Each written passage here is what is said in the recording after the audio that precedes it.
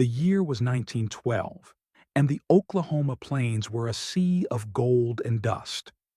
The horizon stretched forever, broken only by the skeletons of windmills and the soft moan of the wind. Travelers said the plains could make a man feel like he'd fallen off the edge of the world. And at the center of that vast loneliness stood a three-story structure with peeling white paint and a single lantern flickering in the window. The Blackstone Hotel. It was said to have been built by a wealthy railroad man for his wife, who died before it opened. The locals, those few who still lived nearby, whispered that the hotel had been cursed ever since. No one knew how many guests had passed through its doors, but everyone knew one thing: those who checked in rarely checked out. On an early autumn evening, a man named Elias Turner trudged across the dusty road leading to the hotel.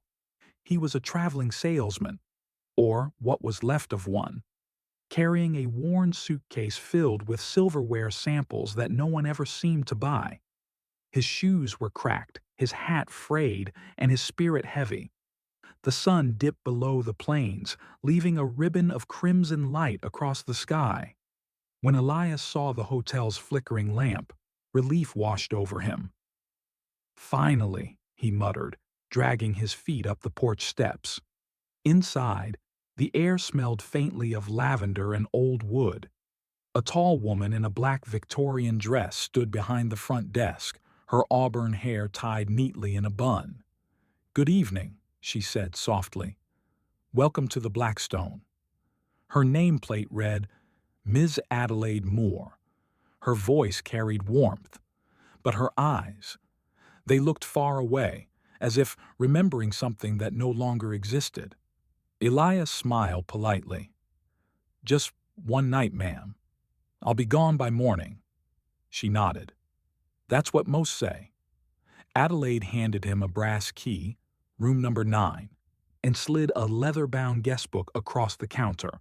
Elias dipped the quill and scrawled his name. But as he did, he noticed something odd. The names above his were written in faded ink, stretching back years, some from 1911, 1910, even 1903, but not one had a departure date. The column beside each name, labeled "checked out," was completely blank. He frowned. "Bit of a bookkeeping problem, huh?" Adelaide closed the ledger with a soft thud. "You'll find everything in order, Mr. Turner.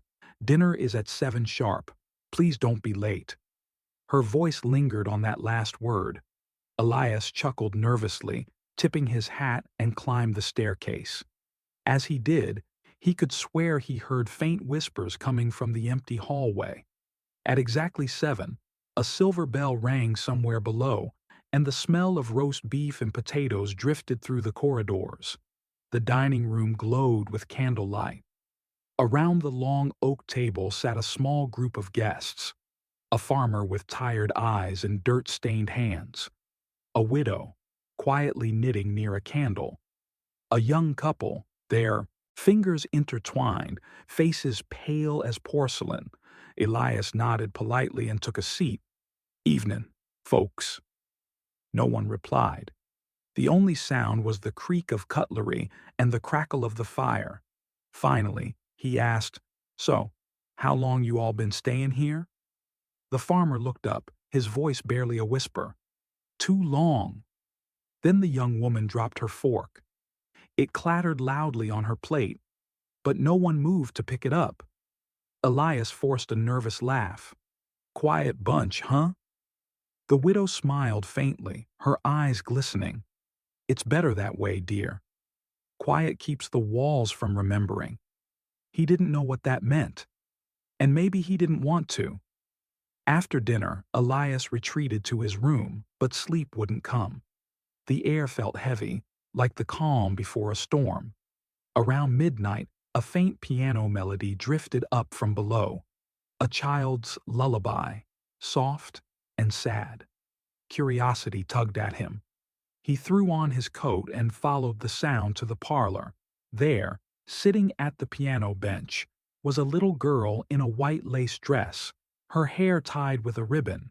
She couldn't have been older than 7. "Lovely tune," Elias said gently.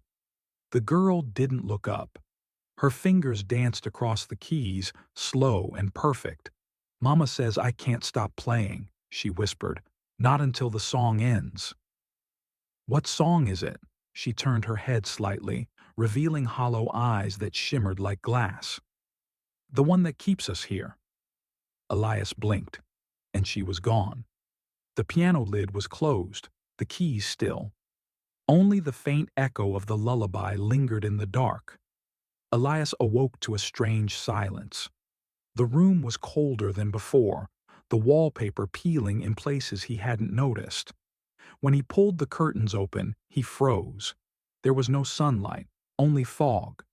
Thick, endless fog. He stepped outside, but the road, the fences, even the horizon, all had vanished into the gray. When he turned back, the Blackstone looked older. The white pillars were cracked, ivy curling around the porch like dark veins. And yet he was certain, absolutely certain, that the night before it had looked pristine. Back inside, Adelaide stood behind the counter arranging papers. She didn't look surprised to see him so early. "Can't seem to find the road out," Elias said, trying to sound casual. She looked up, her expression unreadable. "There's always a road, Mr. Turner. You just have to know where you're going." The lobby was filled with old furniture covered in dust sheets, portraits of strangers on the walls. As Elias wandered, one photograph caught his eye, a sepia image of smiling guests standing proudly on the hotel porch. He leaned closer. The little girl from the piano was there. So was the widow, the farmer, and the pale couple from dinner. At the center stood Adelaide, her hand resting gently on the child's shoulder. Below the image was a date etched into the frame, September 15th, 1902. Elias's heart skipped. That can't be. He ran his fingers over the names listed at the bottom. They matched the ones in the ledger, and every one of them had checked in 10 years ago. 10 years. He found Adelaide standing near the window, gazing into the fog. "That picture," he said, his voice trembling. "They're all in it. But that was a decade ago." Her expression softened, as if she had expected this moment. "They never left, Elias," she whispered. "This place holds those who couldn't let go." "Let go of what? Regret? Guilt? Unfinished things?" He shook his head.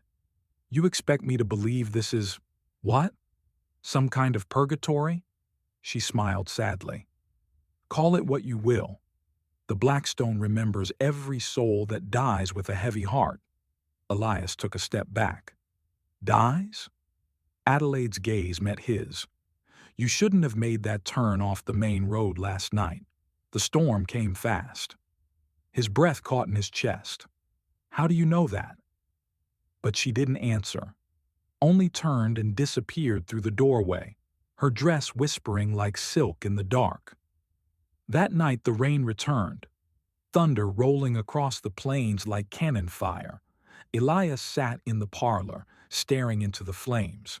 He wanted to leave, but every window showed the same endless fog. Adelaide appeared beside him quietly, as if summoned by thought. "There was a night, 10 years ago," she began, "when a storm far worse than this one struck. The Blackstone was full, 27 souls inside." Her voice broke. "Lightning hit the oil lamp in the hall. The fire spread before anyone could escape. I tried to save them, but—" She looked down at her hands. "I never made it out either." Elias felt the air grow colder. "You mean, you're—" She nodded slowly. "And so are they. Bound to this place by what they couldn't forgive in themselves," he whispered. "And me?" Her eyes met his, full of quiet sorrow. "You still have a choice." Elias stumbled backward, heart racing. "This is impossible. I'm not dead." Adelaide led him to the lobby's tall mirror. Then look, she said. He stared and saw only the empty lobby. His reflection was gone. Only the faint outline of his suitcase remained, resting on the floor behind him. His knees buckled. No, no, this can't be. Adelaide placed a hand on his shoulder. You didn't die here, Elias. You died on the road, still thinking of the argument you had with your wife. Tears burned in his eyes. Margaret, I told her I'd come back after this trip. I just wanted to make things right. Then do so, Adelaide said gently. Before the fog takes hold, before you become one of us. Elias turned to her, trembling. How? She smiled faintly, her figure glowing in the candlelight. Find the others. Help them remember what they forgot. That's the only way out. And then she was gone, leaving him alone with the flicker of dying candles and the faint echo of a child's lullaby in the distance. Elias stumbled back to his room, shaken and cold. The walls seemed closer now, the wallpaper whispering faintly when the wind howled. He sat on the edge of the bed, hands trembling, and reached for his suitcase. He needed something familiar, proof that he was still real. But when he opened it, his heart stopped. Inside lay a letter, sealed and addressed to Margaret Turner, his wife back in Kansas. The handwriting was unmistakably his own. He tore it open, breath shallow. Dearest Margaret, I'm sorry I left angry. The road has been long, and my heart heavier than I thought. I'll be home after this trip. I want to make things right. I swear it. But he never remembered writing those words. The ink was still fresh. He sank back against the wall, realization dawning in his chest like a slow, cold dawn. Maybe, he whispered, this is my second chance. Elias closed his eyes and the memories surged like a breaking dam. The storm, the wagon wheels spinning in mud, the thunder that sounded like gunfire, and then a blinding flash.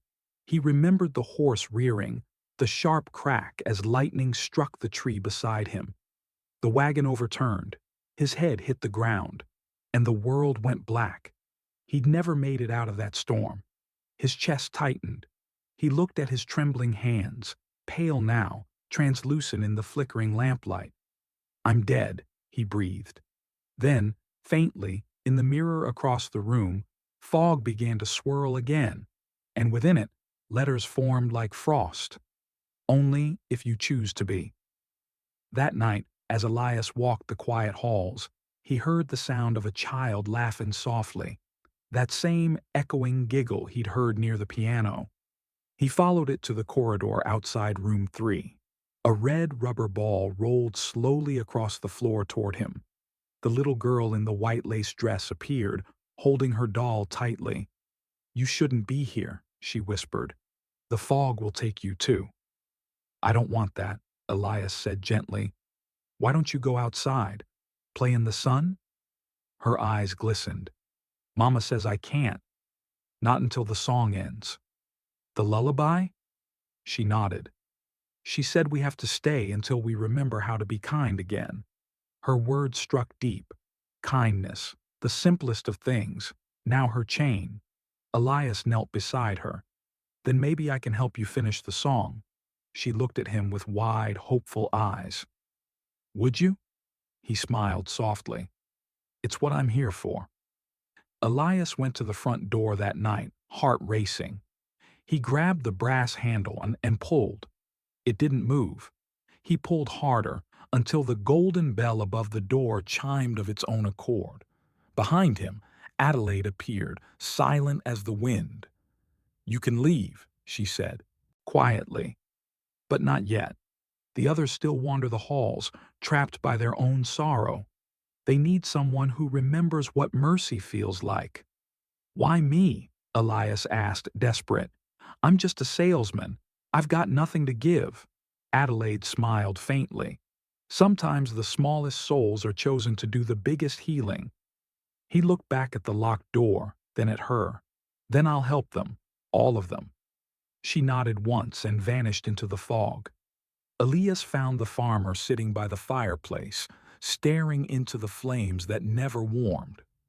"I lost my land," the man said hoarsely, before Elias could speak. "The drought came. The crops failed. I took the rope before the morning came. Left my wife and son with nothing but shame." Elias's voice trembled. "She forgave you, you know. She would have rather had you poor and alive than rich and gone."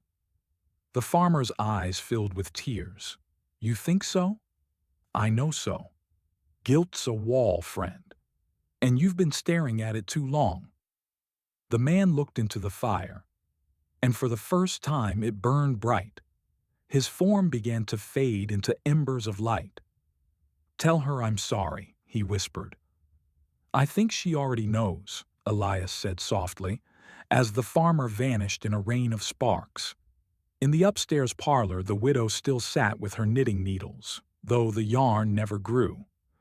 "Ma'am," Elias said gently, "why do you stay?" She smiled sadly. "My husband went to war. I waited for him here, but he never came. When the fire started, I thought I saw him in the smoke. I followed him, and never found the way out." Elias knelt beside her. Maybe he was waiting, not in the smoke, but beyond it. She looked at him, tears spilling down her wrinkled cheeks. "You think he's still there?" He nodded. "He's waiting to walk you home." The widow dropped her needles. The air shimmered around her, as her body became pure light. For the first time, her smile was full. "Then, I'll go to him." Elias bowed his head as she faded, whispering, "Safe travels, ma'am." The piano played again that night, soft, trembling notes that filled the air like raindrops.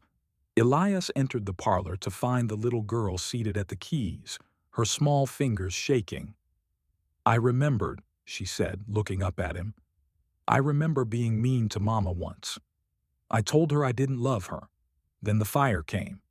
Elias's throat tightened. "She knows you didn't mean it." The girl's tears glistened as she played the final chord. "Is the song over now?" He smiled. "Yes, it's over." A warm, golden light filled the room, wrapping her in its glow. She looked at him once more and whispered, "Thank you, mister." Then she vanished, leaving only the faint echo of the lullaby and a single red ribbon resting on the piano keys. Elias picked it up, placed it gently in his pocket, and whispered, "Rest easy, little one." Now only Adelaide remained.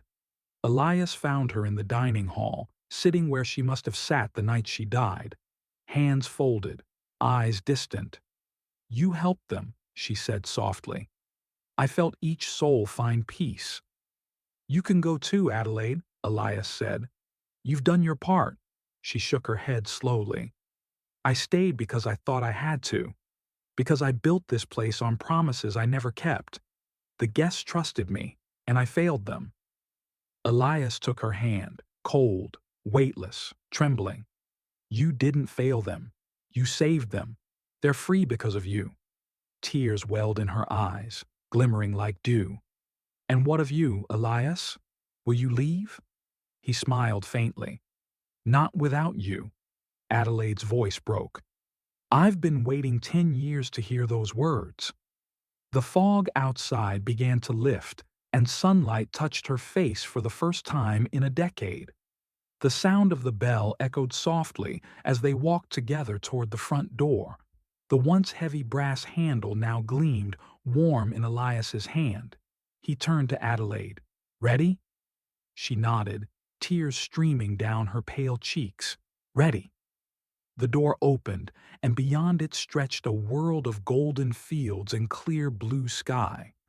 The wind carried laughter, faint but pure, like voices welcoming them home. Adelaide looked back once more at the hotel, her prison, her penance, her legacy. "Goodbye, Blackstone," she whispered. As she stepped into the light, her form dissolved into radiance. Her sorrow lifted at last. Elias followed, the sunlight warming his face, his heart lighter than it had ever been. For the first time since the storm, he felt peace. Days later, a passing rancher rode by and saw the Blackstone Hotel standing silent in the sun. The windows were shattered, the door hanging open. Dust covered everything. Inside, on the counter, lay the old leather guest book. The last page bore a single fresh line written in neat, firm ink. All checked out. E.T. The rancher scratched his head, closed the book, and left, not noticing the faint red ribbon lying beside it. As the wind rolled across the Oklahoma plains, it carried with it the soft sound of a piano's final note, gentle, fading, free. And somewhere far beyond the fields, a man named Elias Turner walked home, toward forgiveness, toward love, toward the light that never burned out.